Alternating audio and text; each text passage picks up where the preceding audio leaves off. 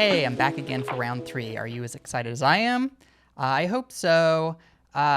So this week's going to be a little bit busy. There's a lot of events going on in Seattle. I was a big part of the developer communities for the software sort of in general, but also in independent game production specifically. Also, I was in grad school, so I was always doing social things.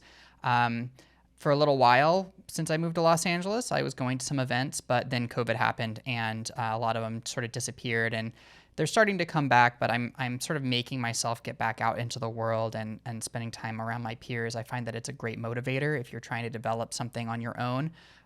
It's really good to go out and be around other people that are like you, to see, that it is possible to make things, and also that you're not as smart as you thought you were. So, which has never been really an issue of mine. I know I'm not as smart as I wish I was. So one of the things I've taken away from doing these videos is that organization is incredibly important. I already knew that, but I have found, especially with this project, I start out really organized, and then I have all these tasks set up for myself, and then I start knocking them out. And then as I go, I become increasingly less organized because I just want to get things done. You can see this in Arcadia games. I go through these sprints where I make a bunch in a row. And the first one, I write down all my notes. I comment everything I'm going to do. And then I execute. And then it turns out really good and really efficient. And then by the third one, I'm just like, I know what I'm doing. And I start rushing through stuff, and I end up getting stuck on dumb little bugs. And so I think because I'm at a point where I'm going to be building a more intricate frontier prototype, I need to once again be really organized. And so I go through these sort of phases, and a lot of the stuff that I'm going to show is from grad school. I mean, some of this is almost 10 years old. I start with, I have a big sketchbook, right? This is my big one. This is actually, now I mostly use it to hold on to my D&D characters.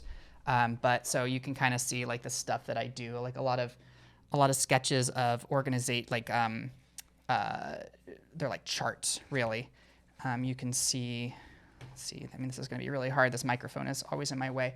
A lot of my sketchbooks look like this, pages and pages of outlines and workflow diagrams and like connections between, like, all right, well, if you do this skill, then this connects to this skill, and then that should unlock this skill.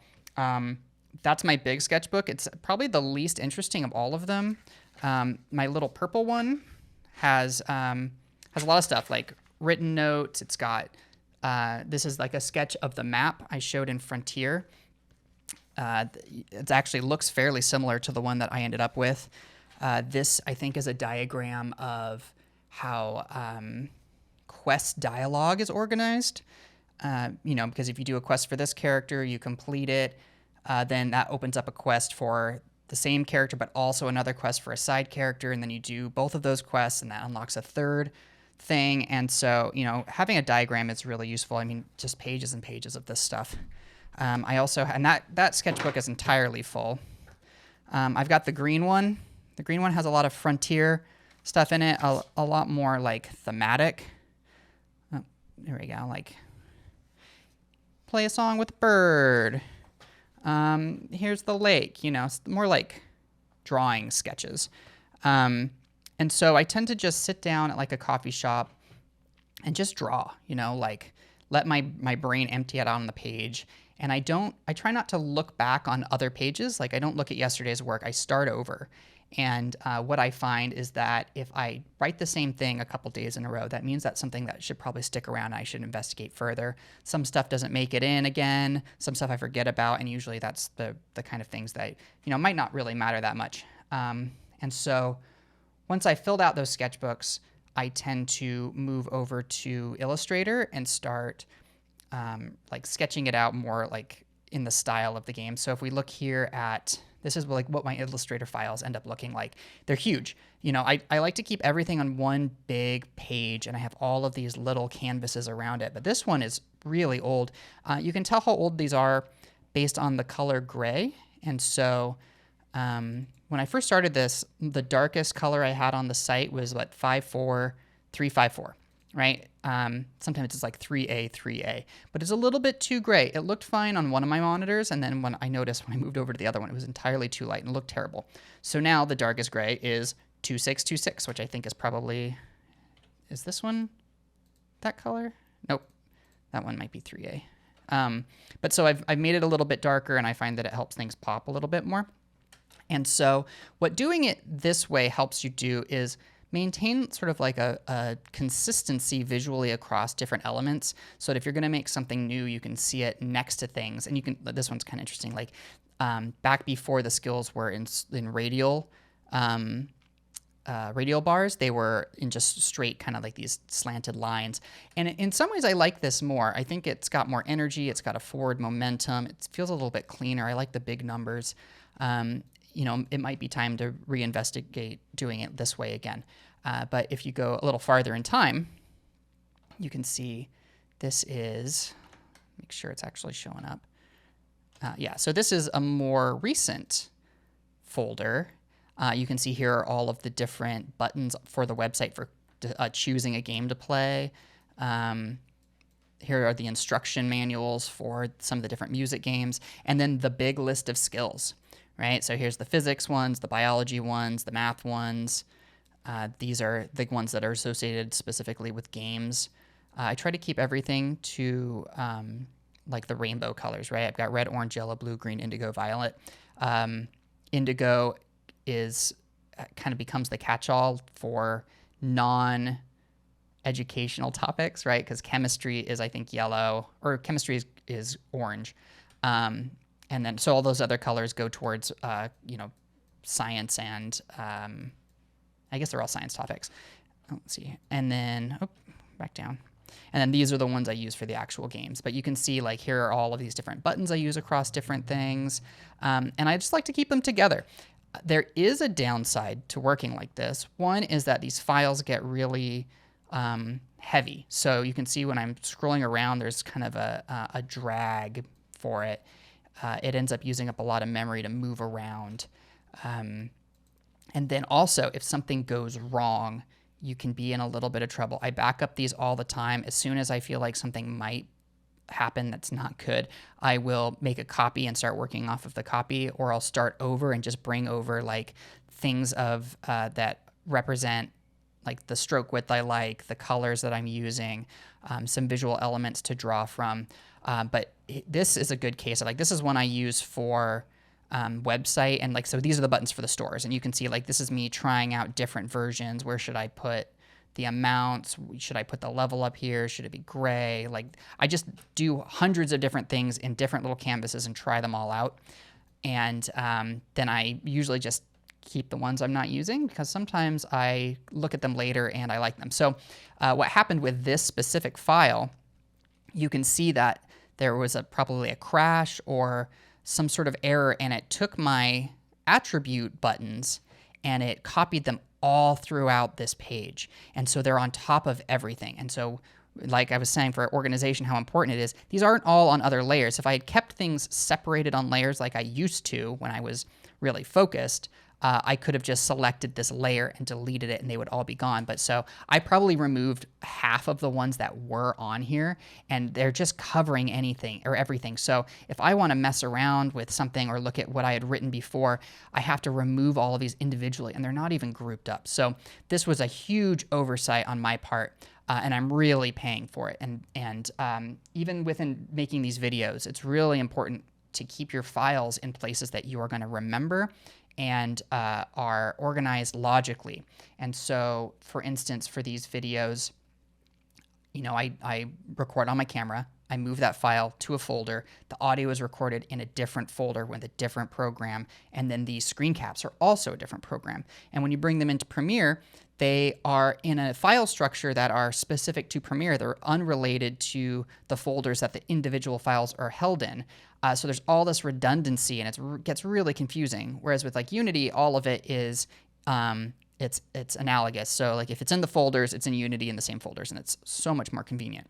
And so kind kind of back to what I was talking about before, like this is how I organize my information. Usually I'll do it in these big Illustrator files because, they might just be tests and I throw them away. But if I end up liking them, they're ready to go. I can just export them and put them on the site or in the game wherever I need them to. And so it's this really convenient way. And you end up getting really good at using the program when you do it that way.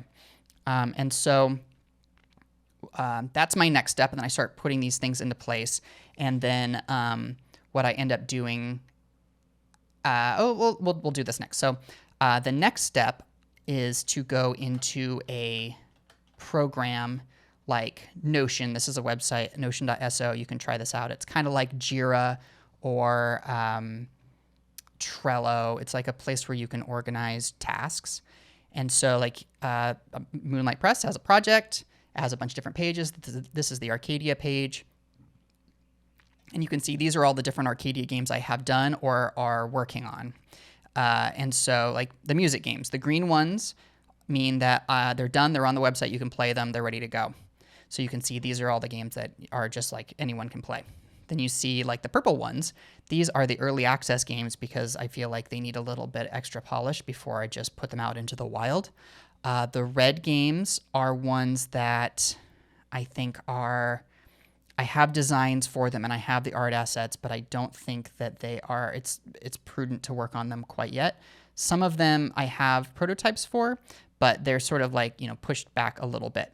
The gray ones are ones that I've decided maybe don't do now or at all. Like you can see over here, these ones they're too complicated or they just might not be worth the effort. Like the work might be better suited towards something like Y or RM or Reversi or something like that. So they are also organized by what kind of game they are. Right, language games, abstract strategy games. So these blue ones are all abstract strategy, like chess, checkers. Here's the big list. You can, pick your poison. And so what this program allows you to do is to say like, all right, well, here's Tonal Recall. It's its own little project. It has a series of tasks that are associated with it.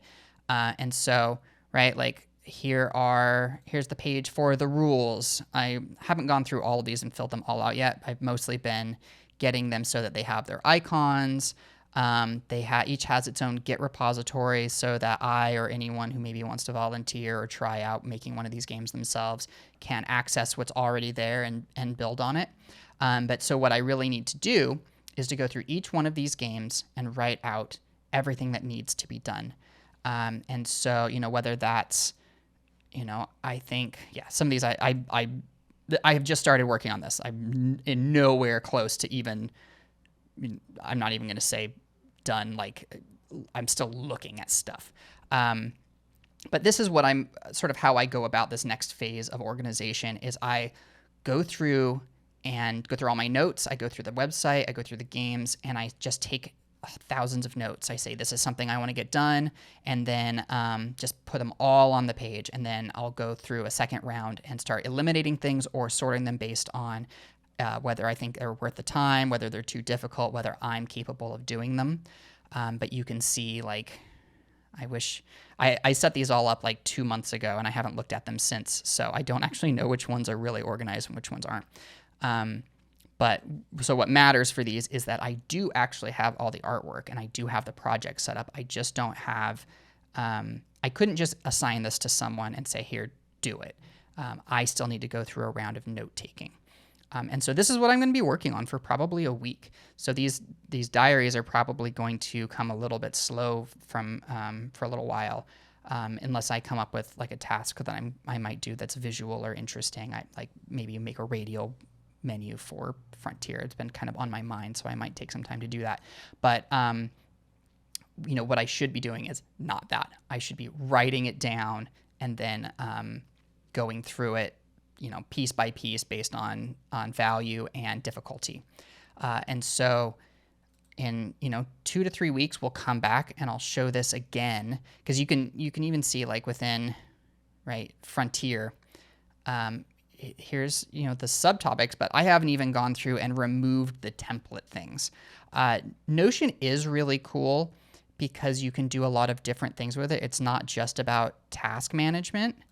You can also, I don't know which one of these would be one of them, but like you can set up like a wiki. I think Primer has one, but you can say like, oh, no, that's not one. I could be here all day trying to figure this out. Yeah, so you can set up different kinds of windows. Maybe if I go to the actual TeamWiki page. Yeah, so like you can write out articles and make like a whole team-based wiki. This wouldn't be super useful for the website. I know I need an actual consumer-focused wiki, but this will work fine for organization within an organization. So it's a pretty cool program. I'm going to spend a lot of time in it for the foreseeable future. It's not going to be interesting to look at, so I'm not going to bother you guys with it. I think that's probably where I'm going to leave this for today. I don't really have anything else that's interesting to say. Oh, no, I remember. So once I've done this, then it's time to actually start knocking out tasks. And what I should do is do it in the program and do it that way. But I find that it's not as effective for me and my workflow. So I keep a stack of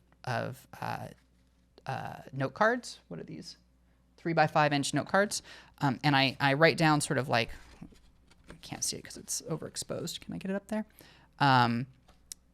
I write down like individual tasks for the day, and that ends up being like 7 or 8 things. And then I can go off and check them off one by one. And I find that it's a little bit more manageable from like a mental health point of view.